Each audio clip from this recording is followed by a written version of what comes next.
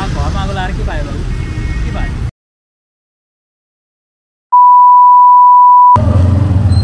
hello guys welcome to my blog म चाहिँ छु केसी कलेजको पार्किङनिर हैन अनि यहाँबाट यसरी लगेर हामी जाँच दिएर दाइ बाई बाई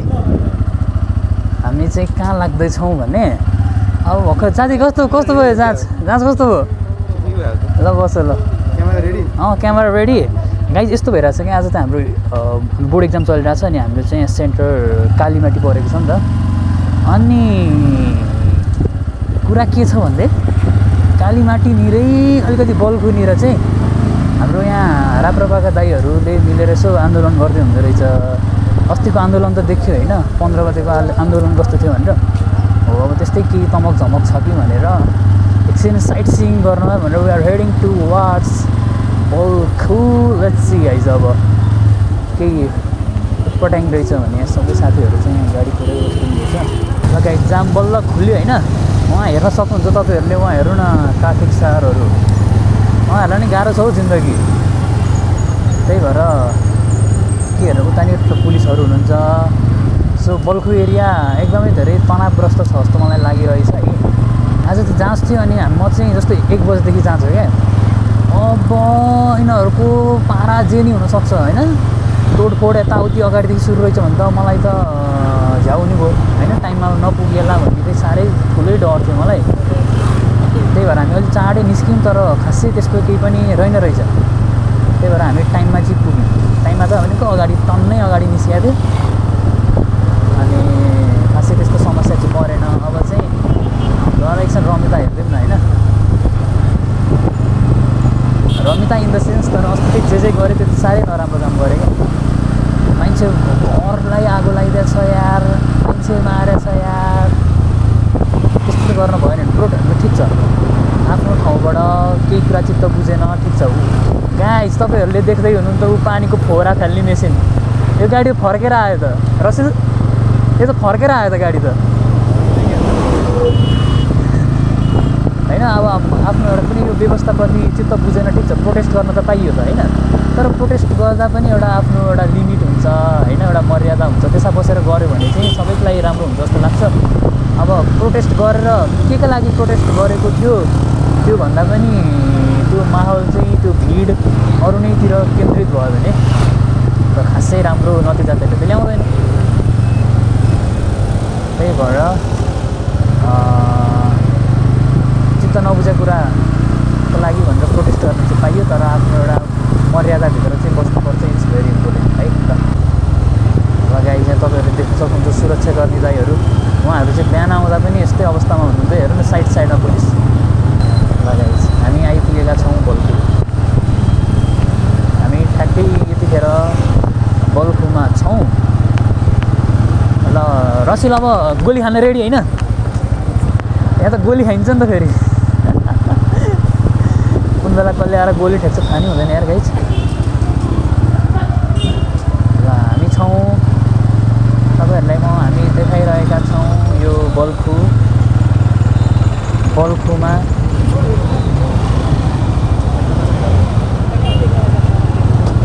बाटोमा चाहिँ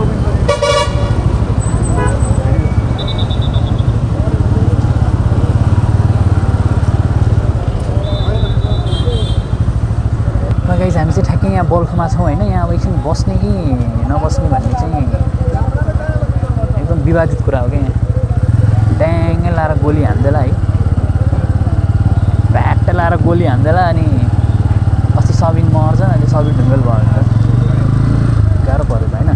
हेर नि गाइज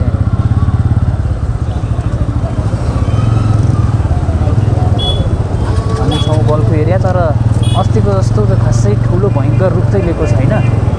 होइन सबै कुरा नर्मलै देखिरहेको छ है अब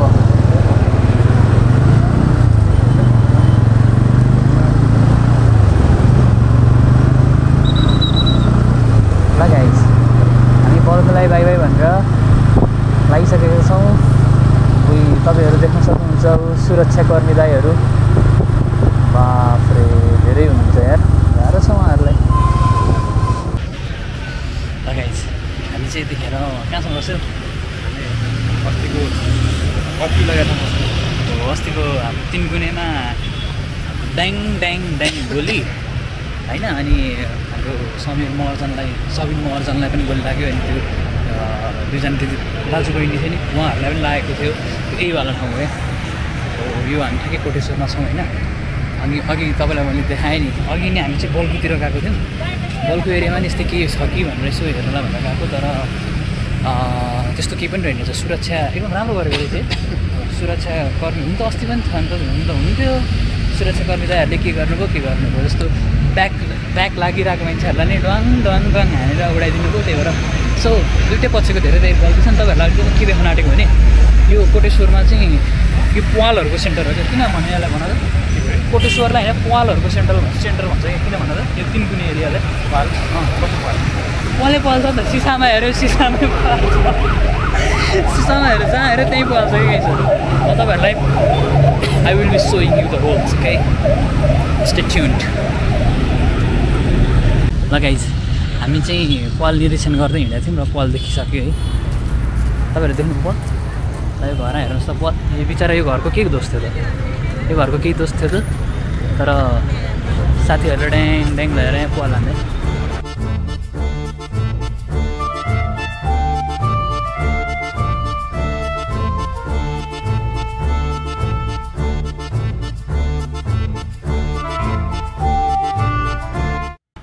यो जुन हरियो कलरको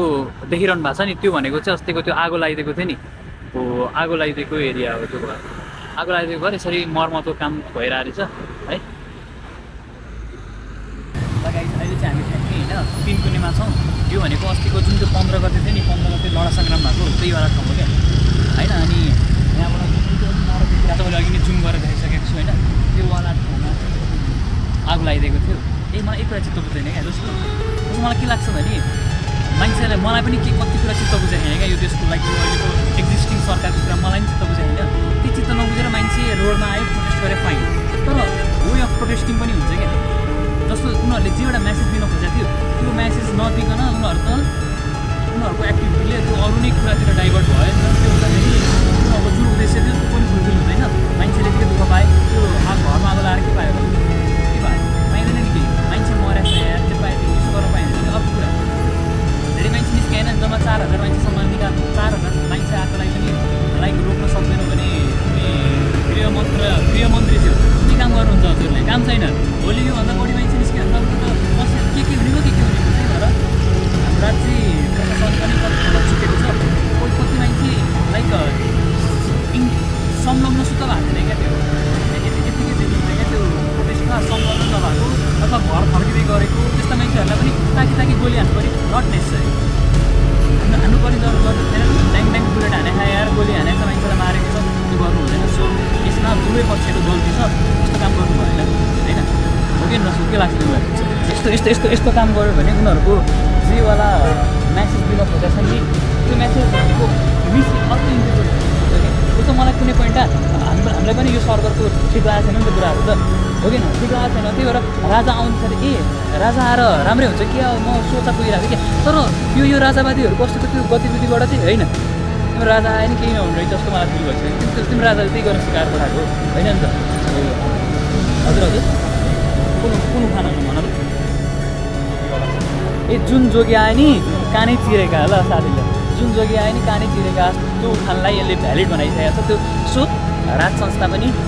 देखियो पारा होइन राज संस्थालाई तिम्रो राजाले के सिकाउनु परेछ पनि देखियो कुरा अनि गणतन्त्र पनि देखिएकै छ सो मलाई भन्नुलाई छ हजुर हजुर